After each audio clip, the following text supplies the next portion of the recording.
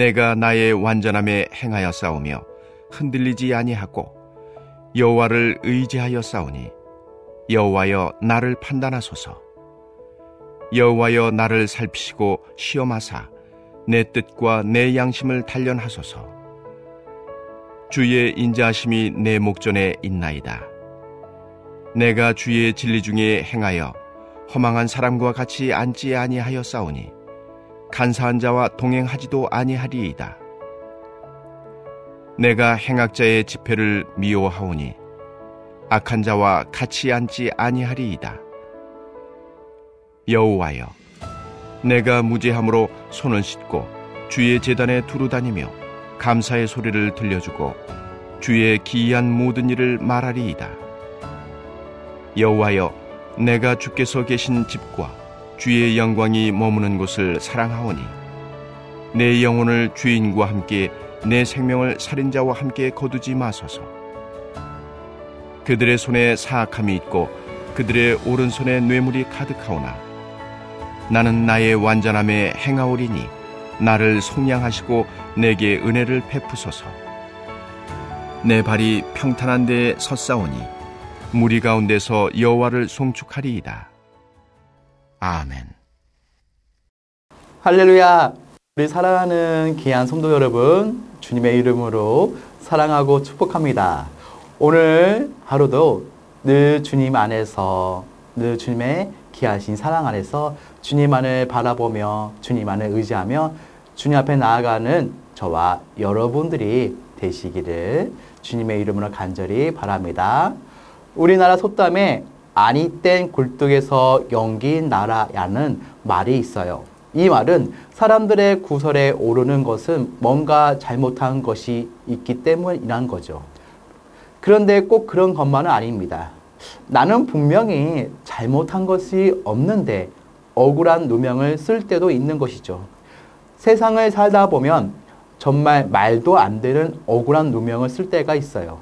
단순히 억울한 일을 당하는 정도가 아니라 완전히 억울한 누명을 쓰고 악인으로 몰릴 때가 있는 것입니다.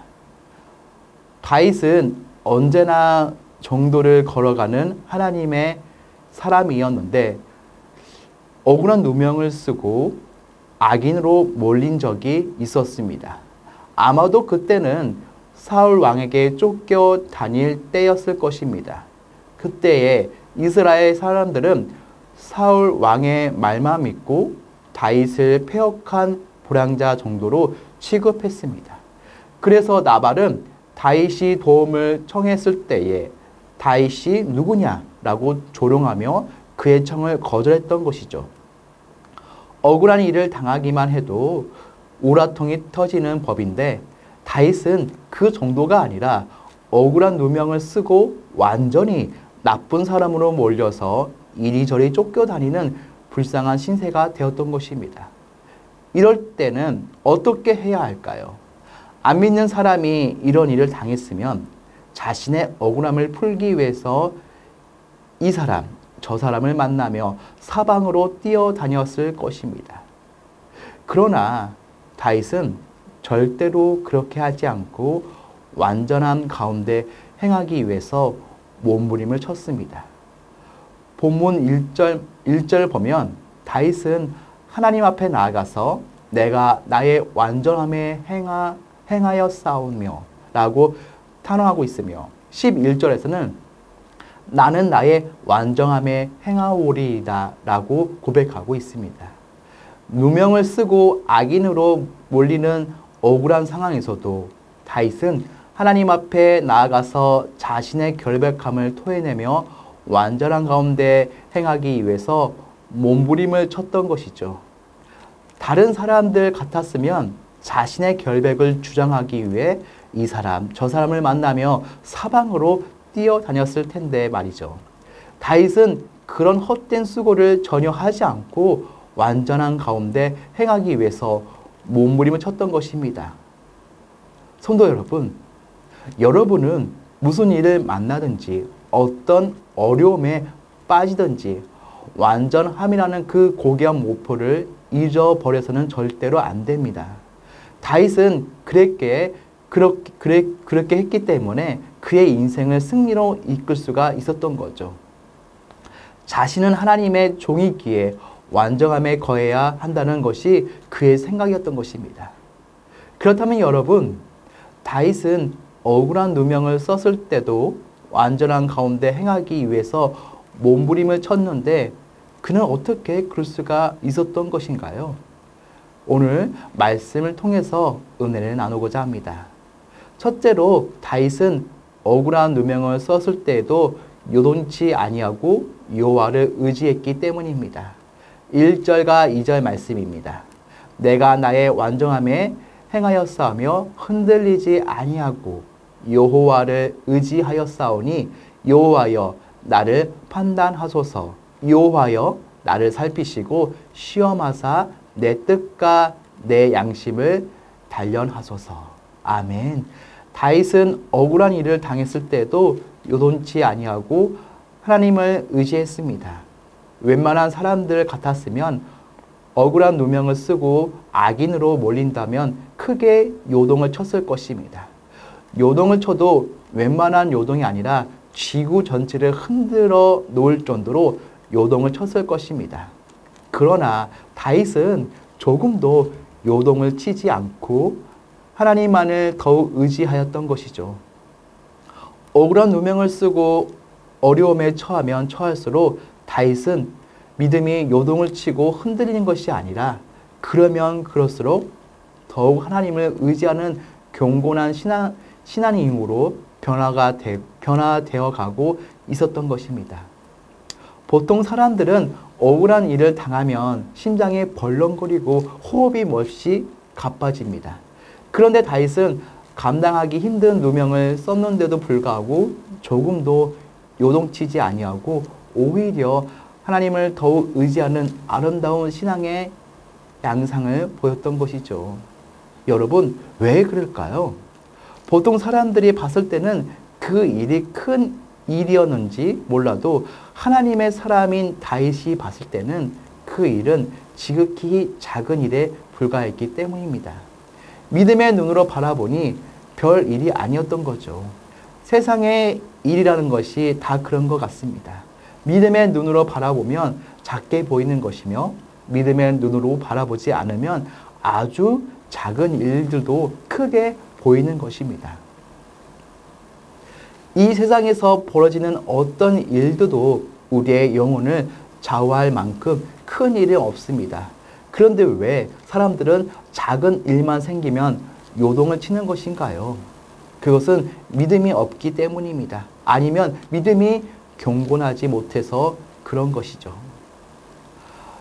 그래서 아주 작은 일을 만나도 큰 일이 났다고 호들갑을 떠는 것입니다. 억울한 누명을 쓰고 악인으로 몰렸을 때보다 완전한 가운데 행하기를 원하나요?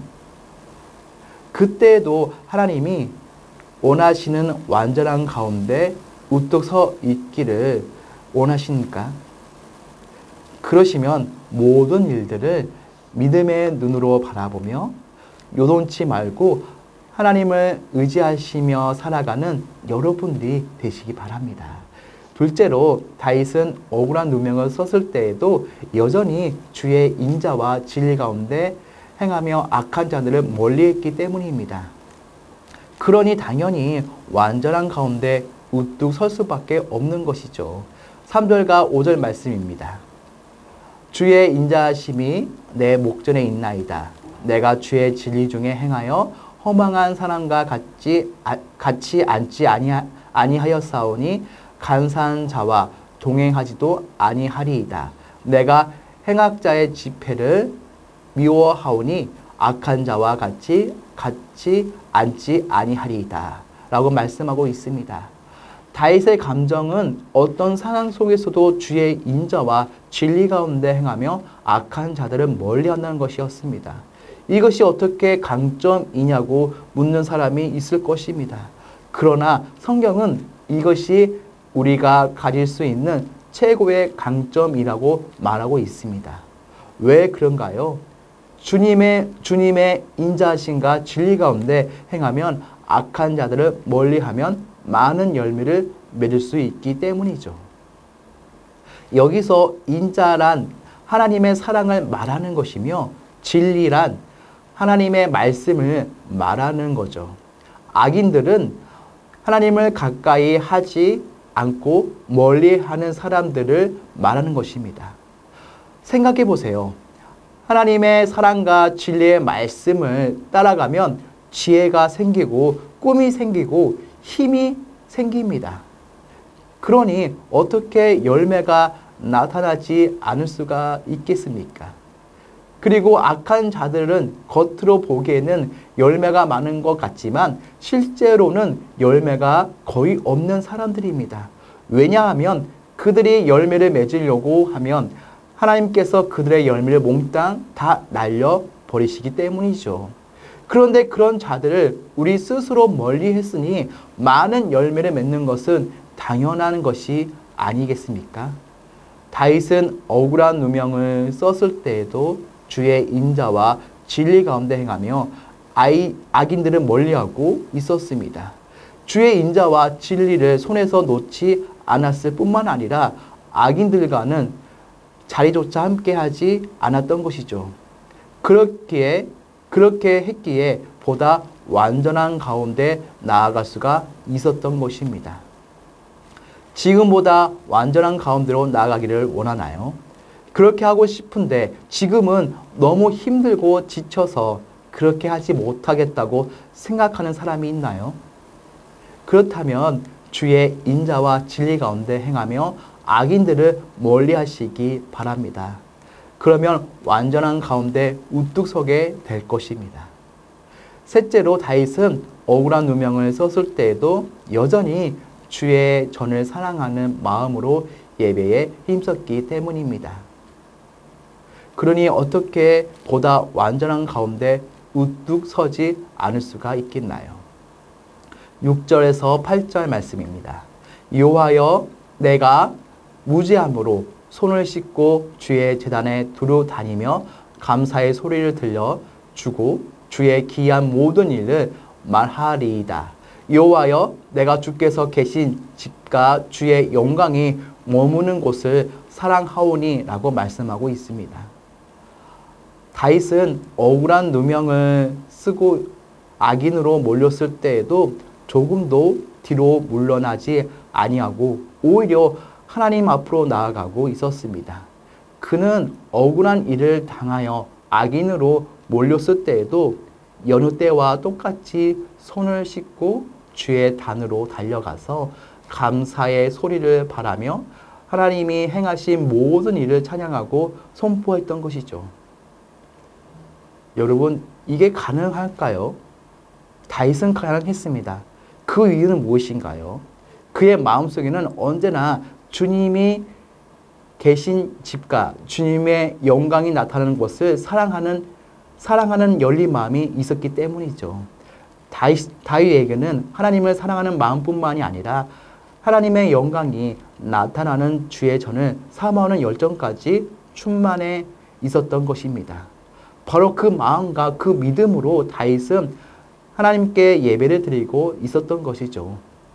그러니 어떻게 억울한 누명을 썼다고 해서 잠시 동안이라도 뒤로 물러날 수 있겠습니까? 하나님을 사랑하는 그 마음이 끊임없이 솟아나고 있으며 하나님의 전을 사랑하는 마음이 한상 넘쳐나고 있으며 하나님의 영광을 사랑하는 그 마음이 언제나 차오르고 있는데 어떻게 억울한 누명을 쓰고 악인으로 몰렸다고 해서 예배에 뒷걸음을 칠 수가 있나요? 사랑하는 성도 여러분, 지금보다 완전한 가운데서 행하기를 원하나요? 억울한 누명을 쓰고 악인으로 몰렸을 때에도 완전한 가운데 서 있기를 원하십니까? 그러면 주의 전을 사랑하고 주의 영광을 사모하는 그 마음으로 힘써 예배를 드리시기 바랍니다. 예배는 기쁘고 충만해 있을 때만 드리는 것이 아니라 가장 힘들고 어려울 때에도 드리는 것입니다. 예배를 드리고 싶은 마음이 일어나지 않을 때에도 드리는 것이 바로 예배인 것입니다. 예배를 드리고 싶은 그 마음이 없을 때에도 내 마음에 주의 전을 사랑하고 주의 영광을 사모하는 그 마음이 있는지 먼저 살펴보시고 그 마음이 들어있다면 그 마음으로 예배를 드리시기 바랍니다. 아마 모르긴 몰라도 그날의 예배는 여러분의 평생에 잊지 못할 감격스러운 예배가 될 것입니다. 마지막으로 다윗은 억울한 누명을 썼을 때에도 기도와 찬양을 쉬지 않고 하나님께 올려드렸기 때문입니다. 억울한 누명을 썼을 때는 기도하고 찬양하는 것이 최고의 명약인 것입니다. 9절에서 12절 말씀입니다. 내 영혼을 죄인과 함께 내 생명을 살인자와 함께 거두지 마소서. 그들의 손에 사악함이 있고 그들의 오른손에 뇌물이 가득하오나 나는 나의 완전함에 행하오리니 나를 속량하시고 내게 은혜를 베푸소서. 내 발이 평탄한 데에 섰사오니 무리 가운데 여호와를 son축하리이다 라고 말씀하고 있습니다. 억울한 누명을 썼나요? 억울한 누명을 쓰고 가지고 있었던 모든 것을 잊어버렸나요? 그때는 본문에 나오는 다윗처럼 쉬지 말고 기도하고 찬양하시기 바랍니다. 사람을 만나서 하소연을 해봤자 아무런 소용이 없습니다. 나의 억울한 사정을 가장 잘 아시는 분은 바로 하나님이십니다. 그러기에 그분께 나아가서 억울함을 풀어달라고 기도하는 것이 가장 빠른 지름길이며 하나님의 손에 모든 것을 맡기고 찬양을 드리는 것이 가장 좋은 방법인 것입니다. 그러면 분명히 하나님께서는 나의 억울한 사정을 풀어주실 것입니다. 그러나 알아야 하는 것이 있는데 그때는 내가 원하는 방법이 아니라 하나님이 원하시는 방법으로 풀어주신다는 것이죠. 왜 우리는 억울한 누명을 썼을 때에 하나님께 나아가서 기도하며 신원해 달라고 매달려야 하는 것입니까? 그 이유가 무엇입니까? 우리가 믿는 하나님이 하늘과 땅을 포함해서 가장 높으신 분이시기 때문이죠. 가장 높으신 분은 하나님이시기에 그분께 매달려야 하는 것입니다. 억울한 일을 해결하기 위해서 가장 높으신 분께 부탁을 해야 쉽게 해결이 되는 것이죠. 다윗은 억울한 누명을 썼을 때도 완전한 가운데 행하기 위해서 몸부림을 치던 사람이었습니다. 그는 억울한 일을 풀기 위해서 몸부림쳤던 것이 아니라 하나님이 원하시는 그 완전한 가운데 행하기 위해서 몸부림을 쳤던 것이죠. 다윗은 억울한 누명을 썼을 때도 완전한 가운데 행하기 위해서 몸을 쳤는지 어떻게 해서 그는 그렇게 할 수가 있었던 것인가요? 그는 억울한 누명을 썼을 때도 요동치 아니하고 하나님을 의지했기 때문이며 억울한 누명을 썼을 때도 주의 인자와 진리 가운데 행하며 악인들을 멀리했기 때문이죠. 또한 억울한 누명을 썼을 때에도 하나님의 정과 하나님의 영광을 사랑하는 그 마음으로 예배에 힘썼기 때문입니다. 억울한 누명을 썼을 때에도 기도와 찬양을 쉬지 않고 올려드렸기 때문입니다. 사랑하는 성도 여러분, 억울한 누명을 쓰고 있습니까? 그때는 더욱 하나님을 가까이 할 때라는 것을 잊지 마시기 바랍니다. 그래서 오늘 하루도 늘 주님 안에서 살아가는 저와 여러분들이 되시기를 바라겠습니다. 우리 다 같이 기도하는 시간을 가지겠습니다. 첫 번째로 하나님을 의지하며 주의 인자와 진리 가운데 행하며 늘 기도와 찬양으로 주님을 바라보며 주님께 더 가까이 가게 하옵소서. 두 번째로 하나님의 방법인 기도로 세워가는 건축되게 하옵시며 교회가 한마음 되어 선전 건축을 감당하게 하소서. 우리 두 가지 기도 제목을 가지고 다 같이 기도하는 시간을 가지겠습니다.